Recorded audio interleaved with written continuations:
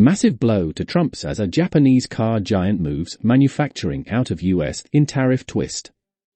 April 26, 2025.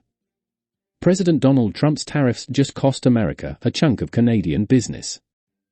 Subaru, which sold 68,043 cars in Canada in 2024, is reshuffling its supply chain in response to escalating car trade scuffles. The company sold over 17,700 American-built vehicles in Canada last year, making up 26% of its 2024 sales. But the Japanese automaker's Canadian division will slash US imports to just 10% by the 2026 model year, representing thousands of cars and millions of dollars lost. The biggest impact will be on the American-built Outback. The popular car will no longer ship north after 2026. Instead, it will feature a Made in Japan badge. Subaru Canada's CEO, Tomohiro Kubota, said the move will minimize the impact of the counter-surtax, according to Automotive News Canada.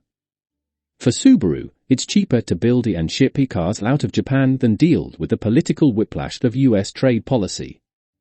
The Japan-based manufacturer already has plants in its home country, where it supplied Canadian dealerships with high-selling Crosstrek and Forester SUVs. Subaru didn't say if the adjustment will facilitate any production or job changes in Indiana. Previously, the company said the plant will begin to assembling the Forester, one of its American bestsellers, later this year. It's unclear if any of those units will end up crossing the border. At this year's New York International Auto Show, the company's CEO, Atsushi Osaki, said the brand is committed to staying in the US market. "We are dedicated to offering our American customers a wide range of options to meet their evolving needs," Osaki said. Subaru declined to comment on this story. At the heart of Subaru's shift is a 25% import tax that Trump imposed earlier this year on vehicles from nearly every country, including Canada. Lawmakers in Ottawa snapped back with retaliatory tariffs of its own, hitting US-built cars with duties up to 25%. Multiple car companies have been caught in the middle. For decades, the US and Canada have enjoyed free trade agreements allowing air products to flow over the borders.